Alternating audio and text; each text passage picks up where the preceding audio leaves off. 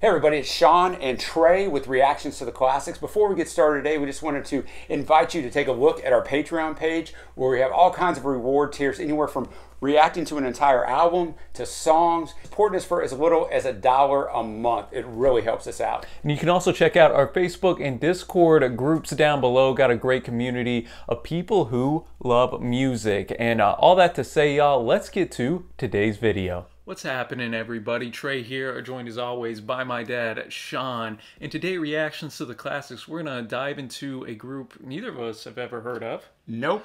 With some gothic rock, alternative rock, kind of pioneers in Bauhaus. This comes courtesy of our patron, CSN. And we got a triple shot today of some Bauhaus from the early 80s. Yeah, thank you, CSN. Oh, for sure, man. Really looking forward to this. He told me that some of their earlier work's a little more difficult maybe to get into, but he gave us a lot more songs that we're going to react to from some of their later period and also from some of their group members in the later 80s. So we just wanted to start at the beginning of their career, though, to see a little bit of that progression. So keep an eye out for other videos kind of in this vein. And before we dive into it, we'll just give a little background on this group for those who don't know. Yeah, as you mentioned, we're going to end up doing 9 total songs overall, 3 on this video. So I wanted to really jump into these guys. We're gonna, some of them are going to be their solo guys, some of them are going to be other things, but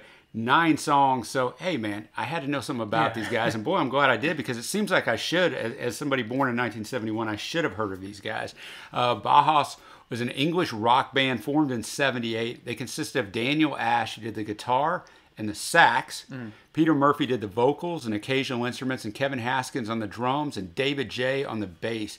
They're originally named Bauhaus 1919 in reference to the first operating year of the German art school Bauhaus, although they shortened the name within a year of formation. It's already a hard enough name to say. You probably don't need to add. They're one of the pioneers, as you mentioned, of Gothic rock. They were also known for their dark imagery and gloomy sound, although they mix many genres, including dub, glam, rock, psychedelia, and funk. They broke up in '83, but Murphy began a solo career while Ash and Haskins continued as Tones on Tail, and later reunited with David J to form Love and Rockets. And we're going to have reactions to those iterations. Both enjoyed greater commercial success in the U.S. especially than Bauhaus had, but disappeared from the charts in their homeland. And in 2008, they released their first studio album since 1983.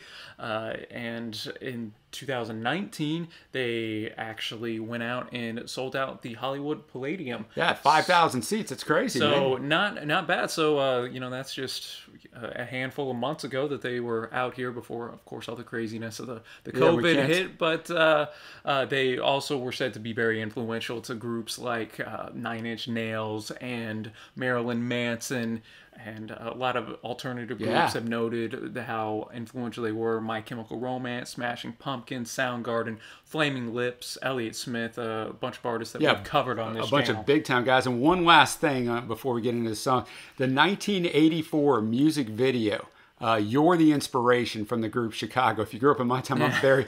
Peter Cetera was sitting there on the chair playing his guitar, and he was wearing a Bauhaus t-shirt. So I was like, oh.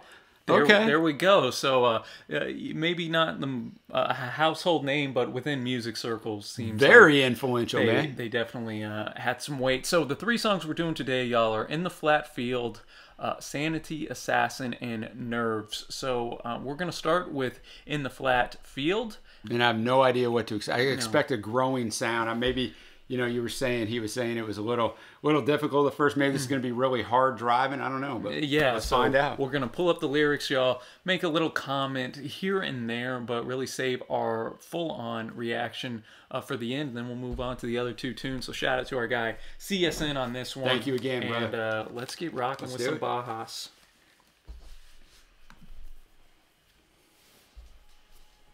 In the Flat Field.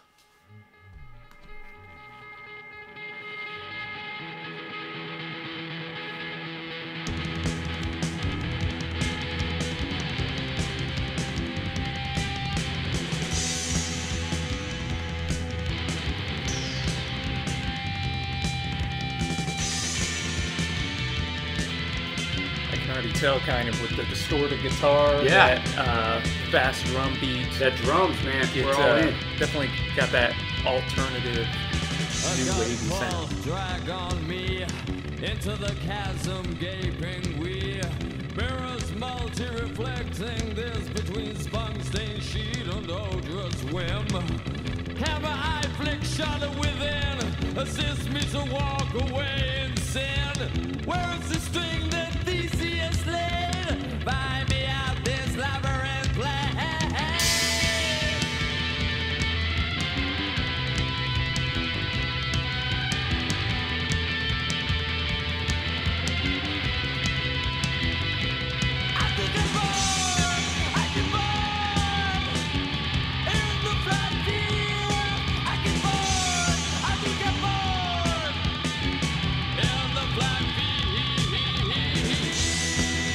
That guitar really raises your anxiety, kind of. It does. Builds some great tension.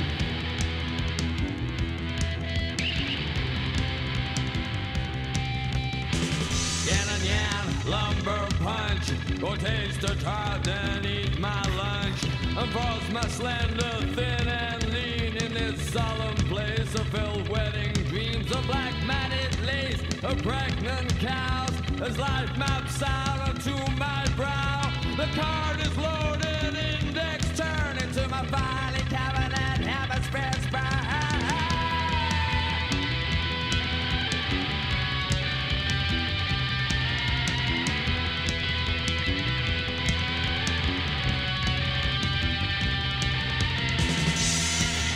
I'm really digging Ash's guitar playing here. Guitar playing is the standout. Drums, too, but guitar. You can definitely tell that darker type of sound. I do get bored, I get bored in the flat field.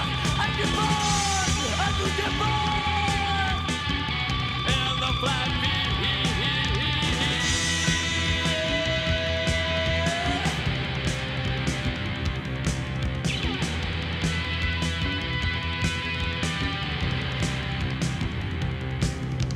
Let me catch the slit of life for a maiden's sake and maiden flight. In the flat field I do get bored, replaced with Piccadilly horrors. In my yearn for some cerebral fix, transfer me to that solid plane, hammer me into blazing pain. Molding shapes, no shame to waste. Molding shapes, no shame to waste. And drag me there with definite haste.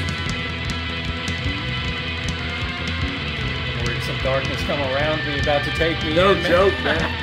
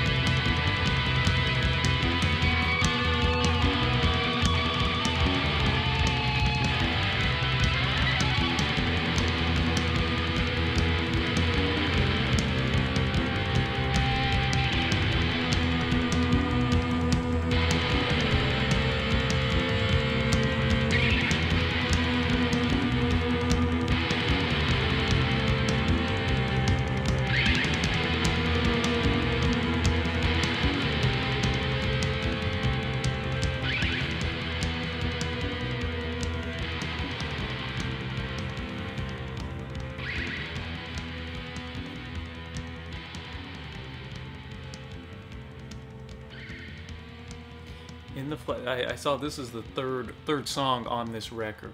I didn't know because this kind of seems like it would have fit well as an opener. As an opener, yeah.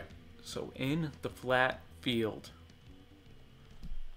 Nice long 30-second fade outro there. I'll save kind of my overall thoughts maybe towards the end, then we can kind of compare what our favorite tune was. Yeah.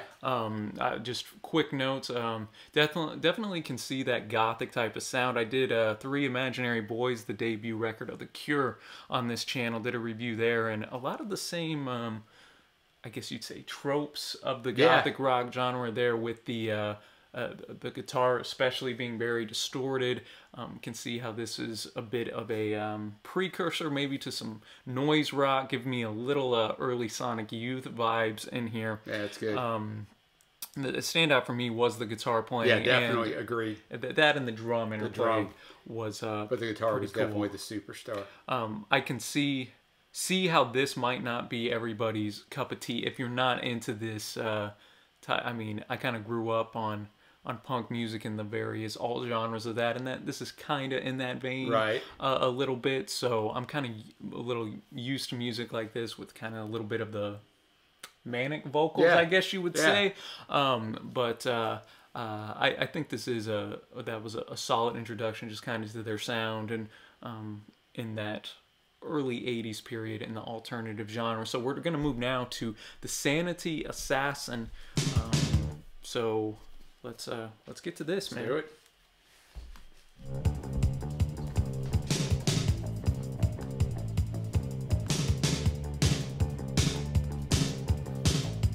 From 3 years later. Okay, yeah, so you can see a little bit of the, I can already tell it has a little more, you mentioned they had a little dub sound, a little electronic influence, and I can kind of see that here already.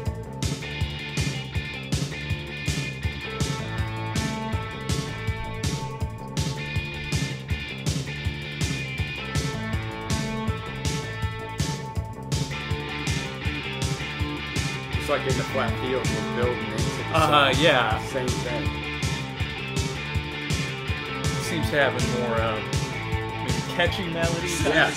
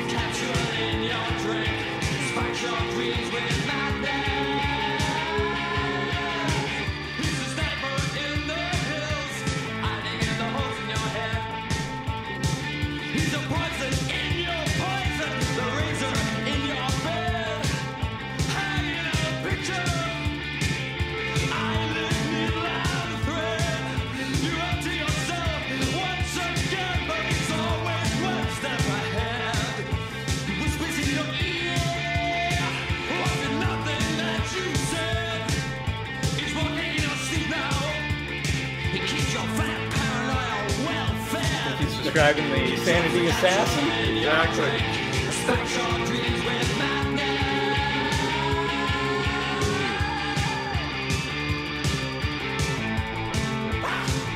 This rotation's building that atmosphere. Oh, yeah. The Sanity Assassin, stays up all night stalking. The Sanity Assassin. I like the way it echoes and trails off on that assassin.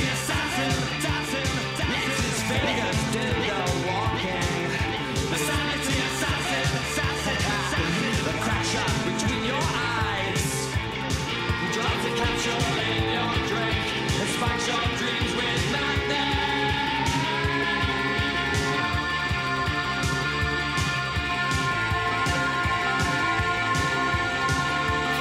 Really impressed on the production value on this one.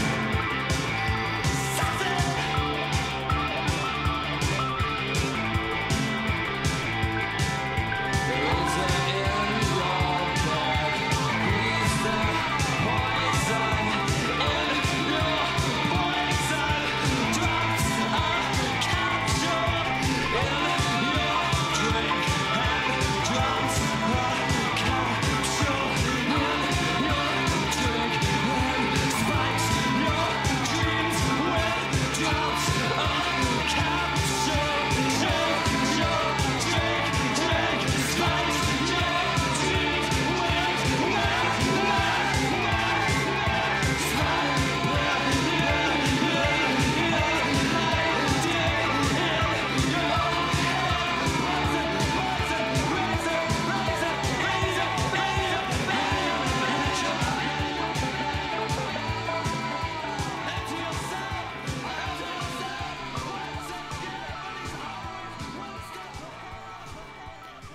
So different than the last tune, where the lyrics went all the way up to the end. Yeah, on the outro. I think on this one compared, it's 3 years later. Mm-hmm. 3 years is a million years in music terms. Yeah, I think a much cleaner song, much crisper, much more professionally produced and done. That doesn't always make for a better song. No.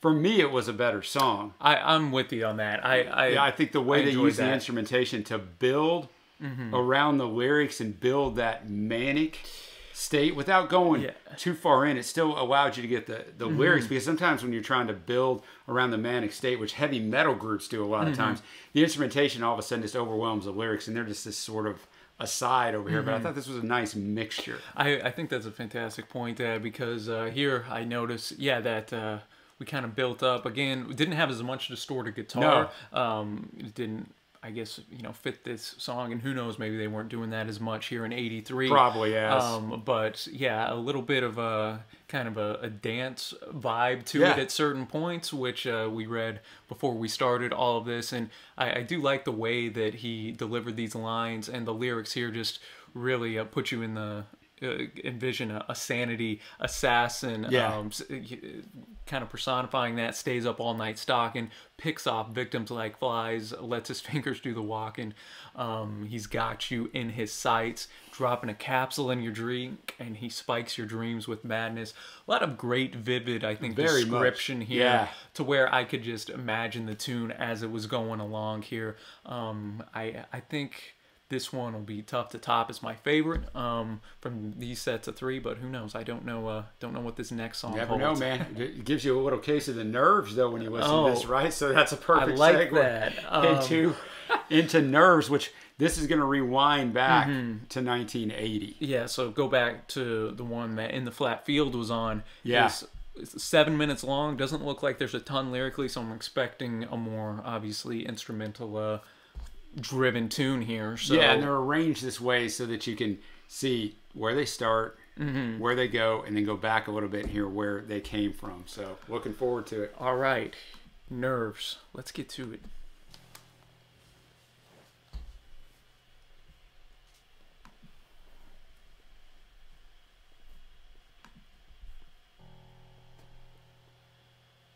Didn't know if we were going to do anything 10 seconds in, but it's working. We get that one piano note. 10 seconds later, another one. I just know this is about to hit real heavy. 3, 2, 1, go. No.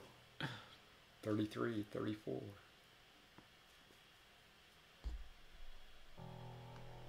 So they waited 20 seconds now.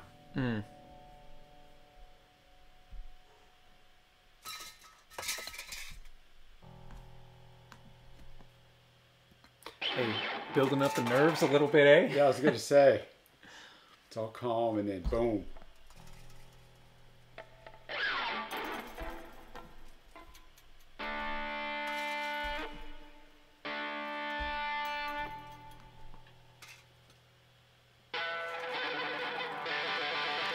That's why there's not a lot of lyrics. They're building into it.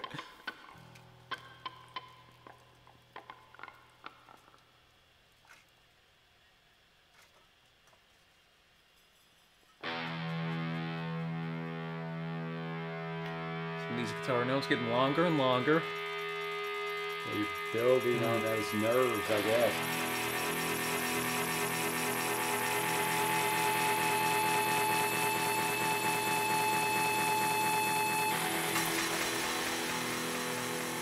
Almost to 2 minutes. In 1960, this would be a whole song.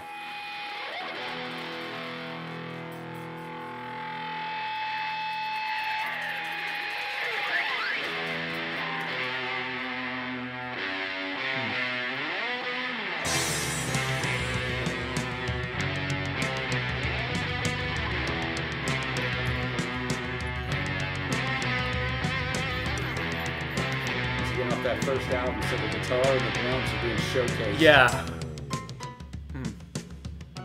Just as I say that, we hit the keys. I was about to say that it's interesting we get a lighter key in the background with that heavy, almost metal-like riff at the start.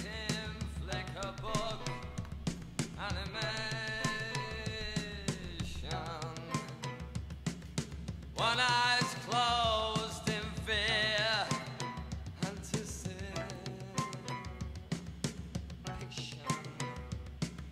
Will it stay shut? Will it ever open? What if? What if? No!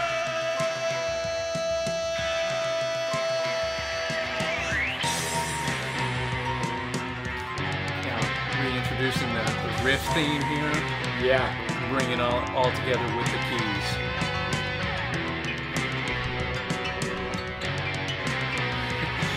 Just like the first tune, man, this is doing a good job, like, kind of getting me on the edge of your seat. I can envision myself out in the dark woods or something as I'm hearing this, like, looking around.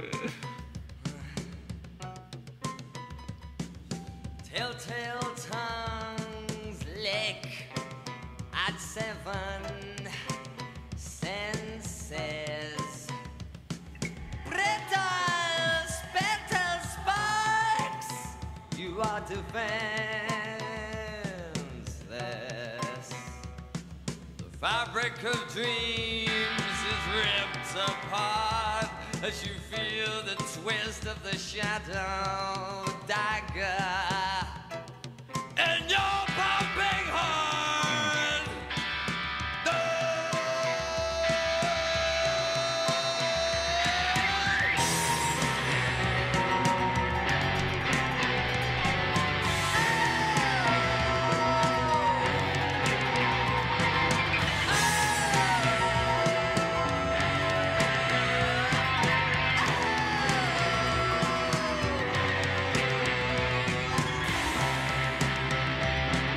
Looks like nylon.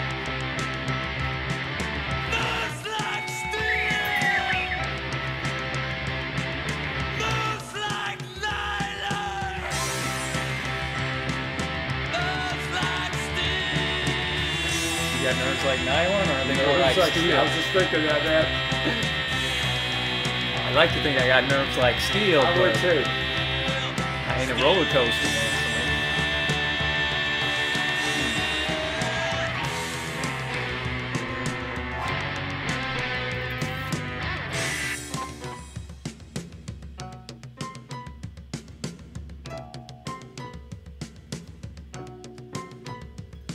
A tray of random cutlery cuts a dash in the concrete underpass.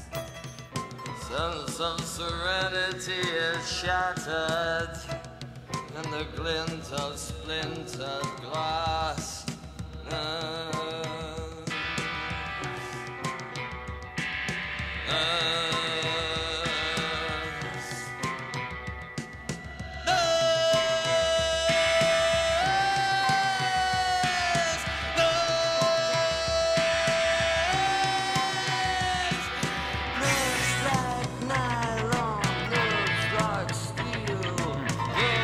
Little different guitar part here. Different vocal delivery too. Now they're helping him out. Getting those backing in.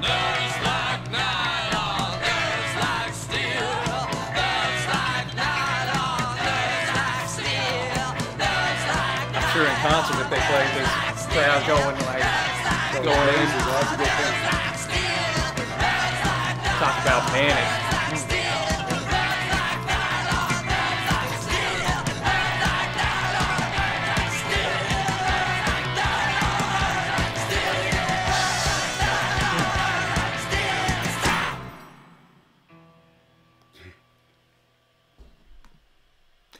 Nerves.